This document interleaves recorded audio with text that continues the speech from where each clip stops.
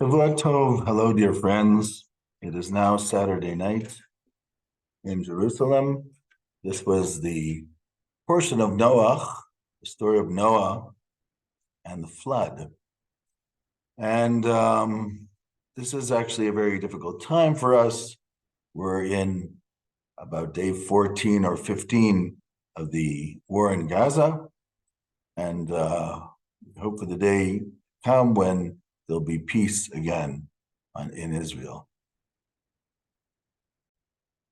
I'd like to talk this evening about Cain, Abel's brother, about Cain and Noah, the unusual relation between the two. And I'll explain this in this short talk. Because who is Cain? We know, of course, Cain is the first case of fratricide. He kills his brother Abel. The Torah does not tell us, the Bible doesn't tell us why that has happened, but it happens. So I want to understand a little bit who Cain is and how he's depicted in the Bible. So we have first in Genesis, when it talks about Cain, it says that when Chava, Eve, has her twins, Cain and Abel, why did she call Cain in Hebrew Cain? Why was he called Cain? Ki kaniti ish et Hashem, which is translated, I have created a human being, a man, together with God. Kaniti ish et Hashem, like in Hebrew, koneh shamayim va'aretz, which means to create. So you have this idea that she's experiences, of course, he's the older brother, she's experiencing the feeling of creating life together with God. But also, this interesting idea, she calls him Cain, which means to create. Cain becomes a very creative person, a very active person, somebody who wants to go out and do things.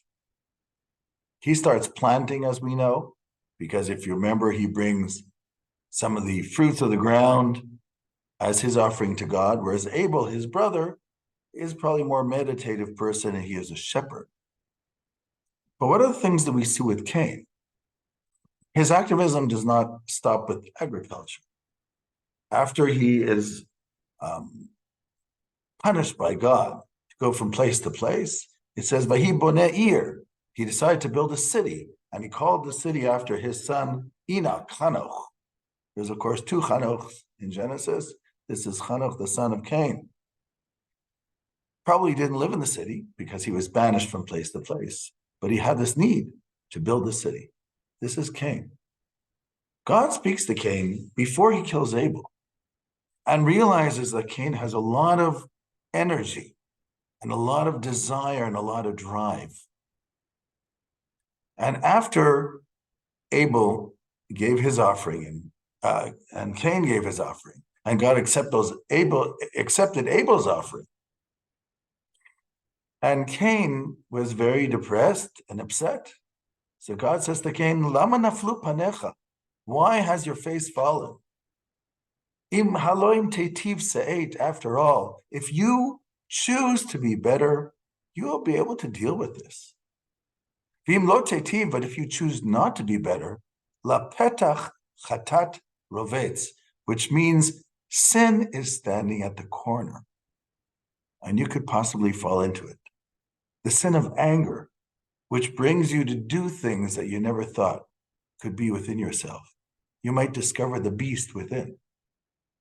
Ve'elecha chukato, sin desires you. It's waiting for you to fall into its pit. V'tatim sholba, but you have the ability to control it. This is exactly what God says to Cain. I will give you the exact. This is in Genesis, Bereshit, chapter 4, verses 6 and 7. But Cain does not listen. God, he does not heed. And the day comes and he jumps on his brother and kills him. In Cain's family, we don't know if Hevel, if Abel had family, because it's not mentioned in the Bible. But Cain, it is mentioned. And his family is mentioned very much after this. You have his son Chanoch, who he built a city in his name. And Chanoch has a son Irad, who has a son Mechuyael and Metushael. And finally, there is a son called Lamech. Lamech, the Bible starts talking about. According to the Midrash, Lamech, by mistake, killed Cain thinking that he was a wild animal as he was going from place to place. This then interprets the verses, what it says. Lamech had two wives. This is chapter 4:19. One was Ada and one was Sila, which are Canaanite names, which later on become the Canaanite names. But Ada Yaval. Now Ada has a child whose name was Yaval. Yaval in Hebrew also could mean a place which has water. This Yaval, who Avi Yoshev Oil Mipneh, the father of dwelling in tents and raising cattle. What does that mean, the father? After all, didn't Abel, wasn't he in a tent and wasn't he a shepherd? The father of, meaning he brought it to a new level, meaning his son, Yaval, was so creative that he turned it into an industry, the tents and the cattle. This is from the house of Cain. The second son, his name is Yuval, almost the same meaning. And he was, and this brother Yuval was the father of anybody who can handle the lyre and the pipe. He was a master musician who knew how to make musical instruments. And then the second wife of Lamech, Tzila, also bore a son. His name was Tuval Cain. There you have the name of Cain, the head of the family. And he was a forger of sharp instruments and brass and iron. In other words, he made things out of metal, all different types of things, which might also have been hunting knives. And Tuval Cain had a sister whose name was Naamah. And as I said, according to our tradition in the Midrash, Lamech by mistake killed Cain. And that's why he said, for I have slain a man, this is verse 23, for wounding me, and a young man for my hurt, because he thought it was a beast. And if Cain shall be avenged sevenfold, truly Lamech will be avenged 70 and sevenfold, which means he was sorry for it, because Cain killed Abel, but he killed out of jealousy, and he killed this man, not even on purpose. But he was sorry for it. But I want to talk more about Lamech's family.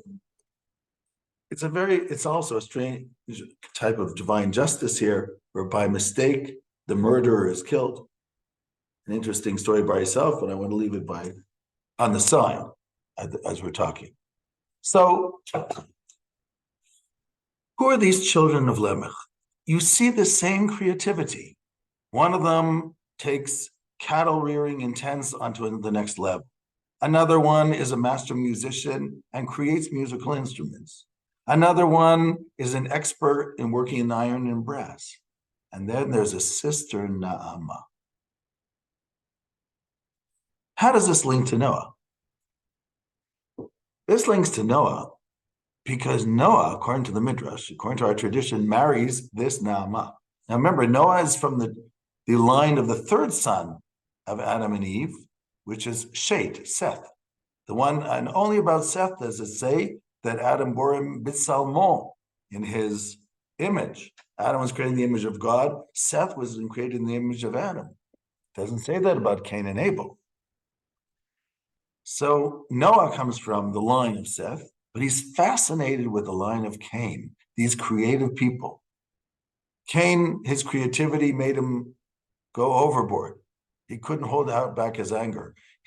But the people from his line, I guess, are starting to toe the line, if you want to put it that way, but they're still extremely creative in all different ways. Noah is fascinated with that creativity. He wants to marry into that family, and he marries Naamah, the sister of Tuval Cain, who makes things of brass and copper. Now, to make this even more interesting, at the end of the book of Bereshit, there is a verse which explains why Noah was called Noah.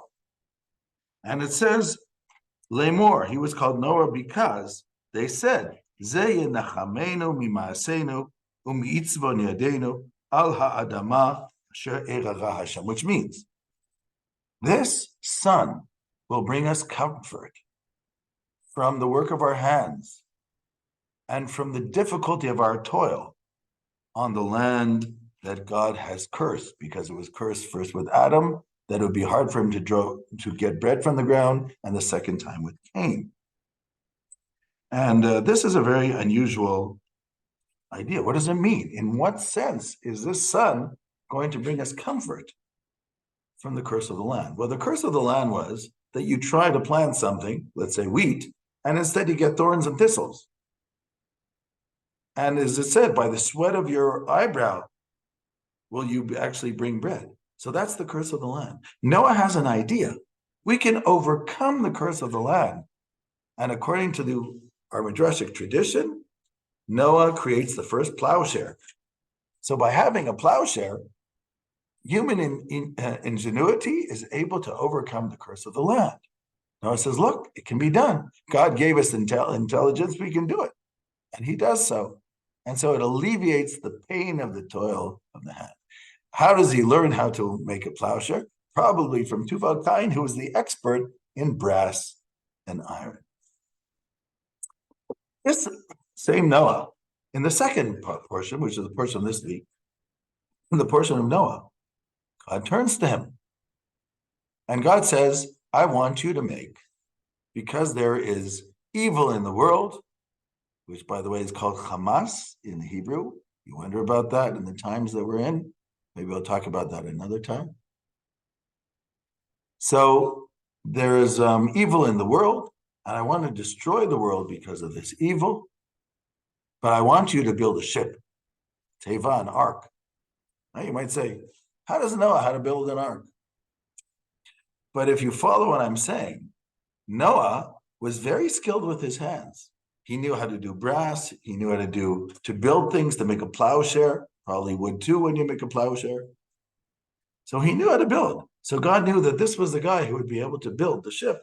And of course, the Bible says that he was a righteous person. And he gets this.